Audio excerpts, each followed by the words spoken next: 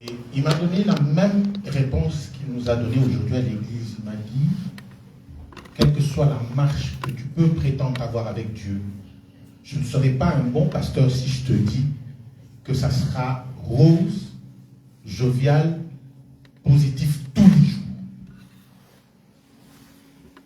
Ce n'est pas cet évangile que je prêche. Je prêche le Dieu de la nuit et du matin. Je prêche le Dieu des moments de joie et des moments de peine. Je prêche le Dieu de l'été et de l'hiver. Tant que ces principes existeront, il y aura des différents moments dans la vie de l'homme. Mais une chose est vraie. Les promesses de l'Éternel ne passeront pas sans s'accomplir. Et il a prié. Et depuis qu'il a prié ce jour-là, les situations qui me tourmentaient personnellement ont été transformées par la main et la grâce de Dieu. Voilà pourquoi je suis dans la joie. Je sais que tu es aussi dans la joie. Est-ce que tu es dans la joie? Ça me fait penser à quelque chose que j'ai lu dans la Bible. Jésus, amenant l'évangile à son peuple, il parlait aux enfants d'Israël, il leur dit: si le Fils vous a affranchi, vous serez réellement libre. C'est tellement puissant, mais ils ne l'ont pas écouté de cette oreille-là, et j'aime les enfants d'Israël. Ils sont venus à Jésus. Jésus est Dieu. Quelqu'un me donne un amen bien. Donnez-moi un amen vivant. Amen. Jésus dit, si le Fils vous a franchi, vous serez vraiment libre. Ils sont allés voir Jésus. Ils lui ont dit, oh, toi tu es le fils de Joseph et de Marie, tu es né ici, on t'a vu. Sache que nous, Israël, nous n'avons jamais été esclaves de personne.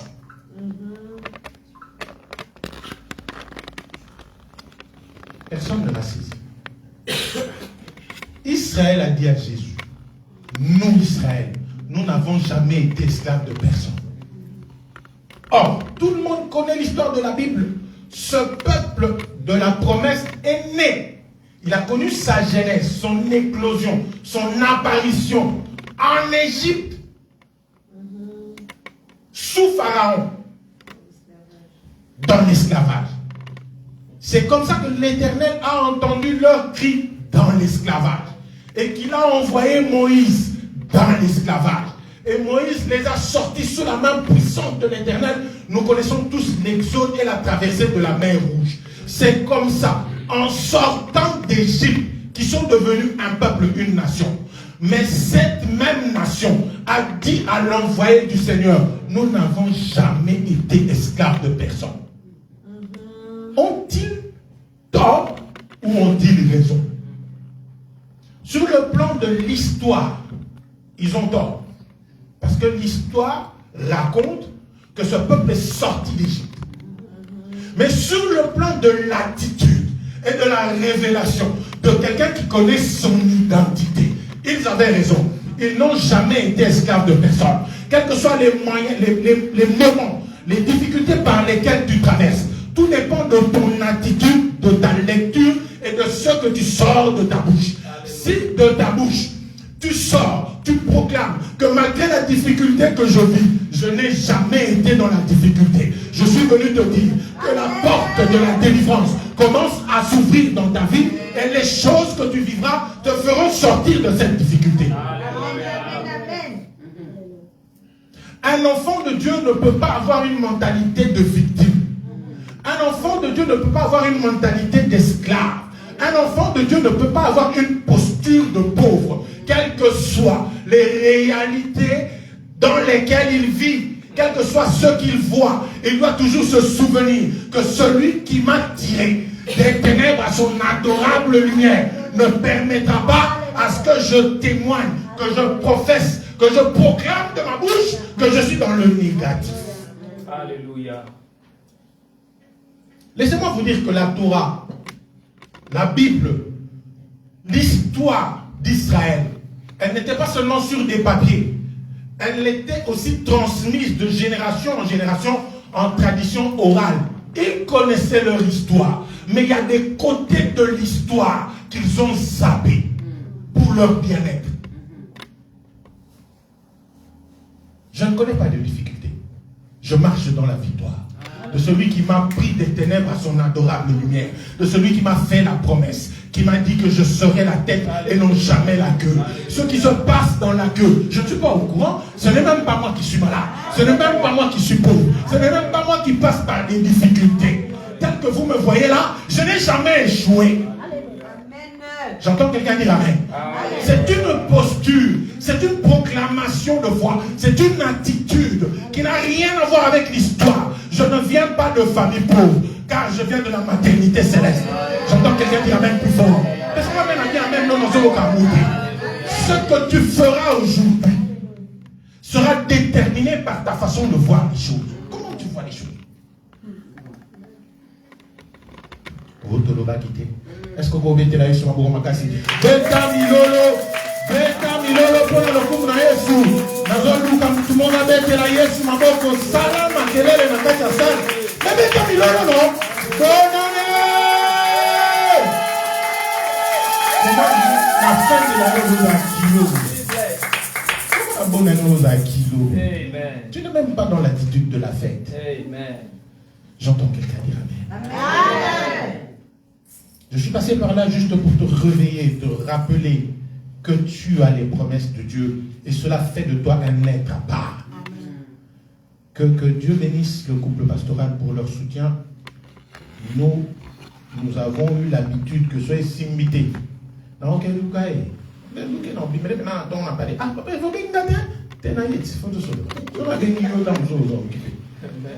j'entends quelqu'un dire amen. Parce que j'ai lu la Bible. Chacun a ses providences, ses sources où il va puiser la main de Dieu. Cette femme n'avait pas demandé à avoir un enfant. L'homme de Dieu est venu dans sa maison, il a mangé, il a bu, il l'a béni. Et elle qui était stérile a eu un enfant. Le jour où cet enfant est décédé, à sa matin, tout est compliqué. Abimel prophète, papa, yo na senga ki omonati. Yo to bo dele ka so moi. Moi non ma koufi, moi non yo c'est ça. J'entends quelqu'un dire amen. Est-ce que tu peux me donner un amen bien? À moins que tu aies d'autres sources de revenus. Mais si ce que tu as vient de l'éternel, tout ce que tu as dans ta maison te vient du ciel. Lorsque ça sèche, ça doit revenir à celui qui le donne du ciel. La Bible dit que c'est l'éternel qui fait tomber la pluie. Si la pluie sèche, j'irai voir celui qui fait tomber la pluie et je lui dirai, dans cette maison il n'y a plus la pluie. C'est toi qui as donné l'enfant, l'enfant est mort, ressuscite-le. Entre-temps, quand on lui pose la question de savoir comment tu vas, elle dit quoi? Tout va bien. Oh, ça m'a rendu.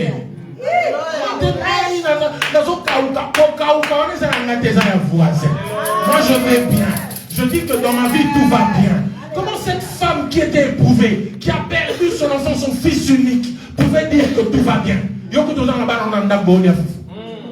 Mais tu pleures, tu gênes.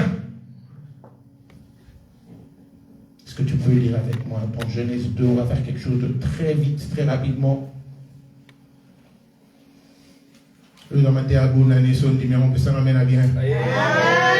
Que cette joie t'amène, que cette joie t'accompagne, t'escorte jusque chez toi à la maison, et que lorsque tu mettras le pied, tu traverseras le seuil de ta maison, que cette joie éblouisse tout ce qu'il y a dans ta maison et qu'il soit contaminé par la grâce de Dieu qui amène les choses en positif. Genèse chapitre 2, permettez-moi de lire le verset 7. Je ne vais pas faire trop de courbatures parce que nous sommes en train de courir derrière le temps. La Bible dit: l'Éternel Dieu forma l'homme de la poussière de la terre. Il souffla dans ses narines un souffle de vie et l'homme devint une âme vivante. Alléluia. Amen. Qui a lu avec moi? Qui a lu ça avec moi? Amen. Il souffla un souffle de vie dans ses narines et il devint une âme vivante. Bien-aimé, avant de lire le verset 19, permets-moi de te dire quelque chose. Alléluia. Tel que tu respires là, le souffle qui sort de tes narines, c'est le souffle de l'Éternel. Finalement, c'est compliqué. Quand tu respires, c'est le souffle que l'Éternel a mis en toi. Voilà pourquoi le diable, les démons, quelles que soient leurs intimidations, ils ne peuvent pas toucher à ce que l'Éternel a mis en toi. L'Éternel a mis son propre souffle. Il a soufflé dans tes narines. Amen. Nanya aussi, au comment danger de mort. Regarde ce verset 19, on va faire un truc vite fait de 5 minutes. L'Éternel Dieu forma de la terre tous les animaux des champs et tous les oiseaux du ciel. Il les fit venir vers l'homme pour voir comment il les appellerait. Et afin que tout être vivant porte le nom que lui donnerait l'homme. Alléluia. Amen. Quand la Bible dit que l'Éternel nous a rendus participants à la nature divine, la première nature divine, ce qui fait que notre Dieu soit Dieu, à la différence d'autres dieux, c'est qu'il a la capacité de créer par la parole. Alléluia. Je disais ceci, ce qui fait que Dieu soit Dieu, à la différence de tout ce qui est appelé Dieu, c'est que notre Dieu a la capacité de créer par la parole. Amen. Et il nous a rendus, vous et nous, participants à sa nature. Ça veut dire que nous sommes appelés, nous aussi, à créer. Et pour l'illustrer, le faire voir, lorsqu'il a créé les animaux, il les a tous fait venir devant Adam. Les animaux du ciel, les animaux des eaux, les animaux des champs, les animaux domestiques. Il les a mis devant Adam pour que Adam les nomme, mais pour voir, la Bible dit au verset 19, pour voir comment Adam les nommerait, afin qu'ils soient appelés du nom qu'Adam avait donné aux animaux.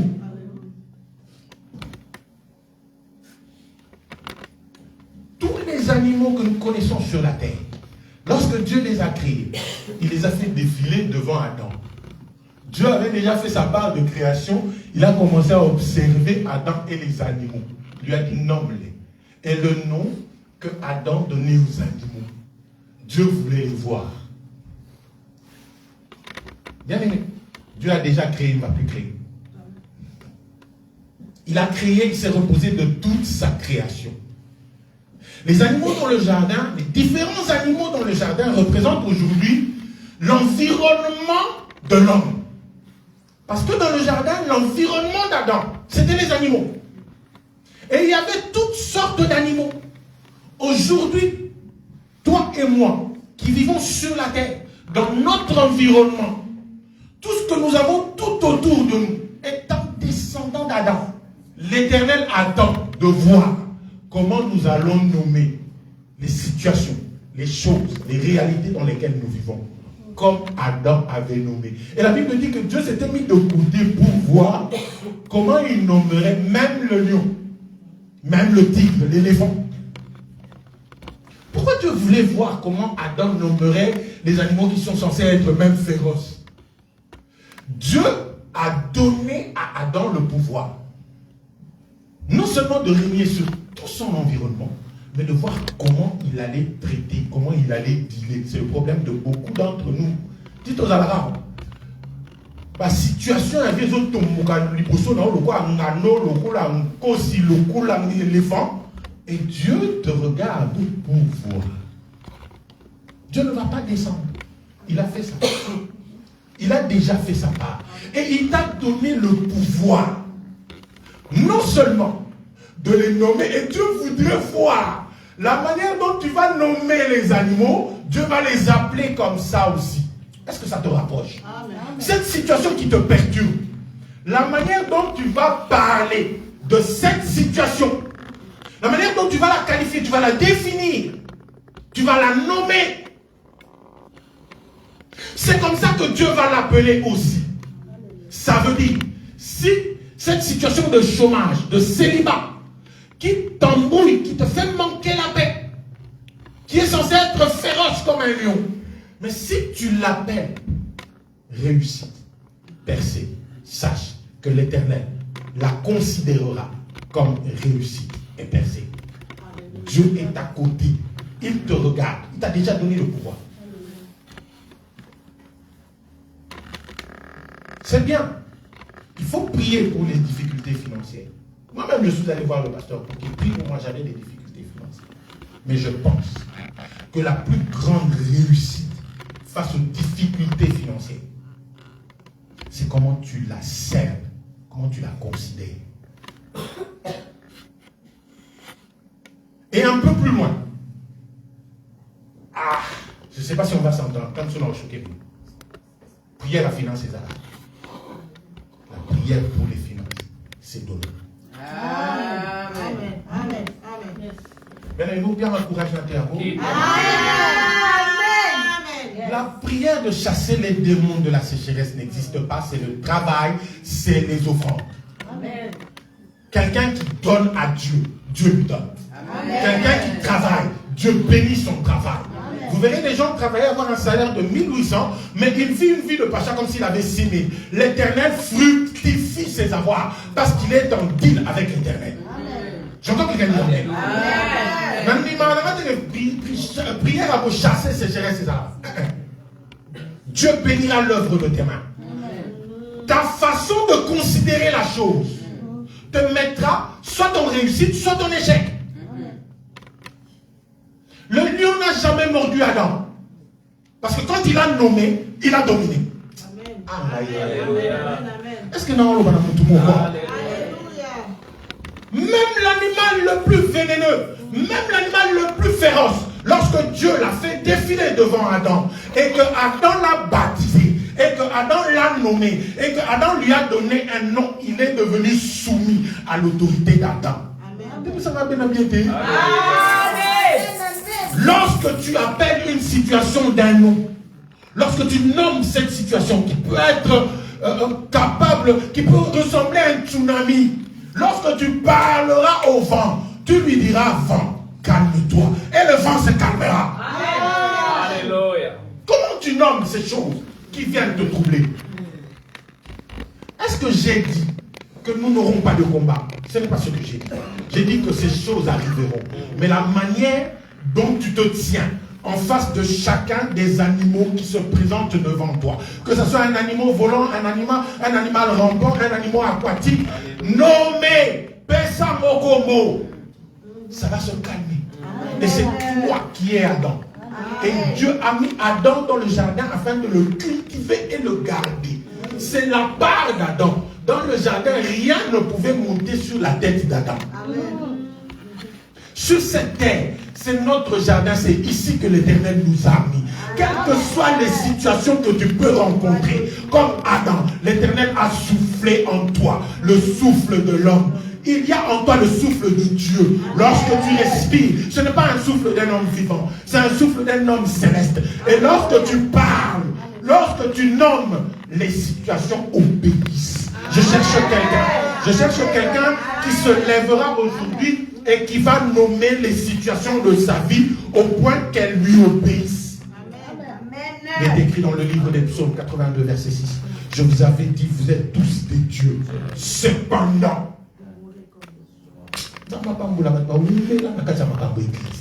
j'entends quelqu'un dire un nom.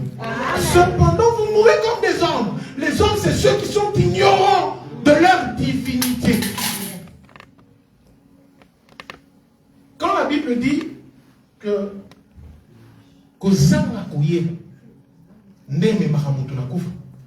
c'est très important. Tu dois savoir que tu es Dieu. Et ils sont allés dire à Dieu, dans la personne de Jésus, nous n'avons jamais été esclaves de personne. Un peuple né dans l'esclavagisme, qui dit au Créateur qu'ils n'ont jamais été esclaves de personne. Est-ce que toi tu as déjà été esclave de quelqu'un? Tu as déjà été esclave d'une situation? Tu as déjà été esclave dans ta vie? Allez dire à tous mes ex, non, ex à mon tout. Amen. Amen. Je ne connais pas. Je n'ai jamais joué même. C'est pas par la confession de la foi que tu vas transformer l'histoire de ta vie. Amen. Tu ne vas pas laisser le passé te diriger, mais par les paroles de ta bouche, tu vas te tracer un nouveau chemin que l'homme n'a pas vu, que l'homme n'a pas connu, mais à cause de la puissance de Dieu en toi, tu vas te créer des nouveaux horizons. Comme dans la soupe, est-ce qu'on peut s'en ramener à bien? Est-ce qu'on peut mettre la Yesu ma bonne casse? Acclamons très fort pour la gloire de Dieu. S'il y a quelqu'un dans la joie, je vais t'entendre acclamer encore plus fort. Acclame encore plus fort.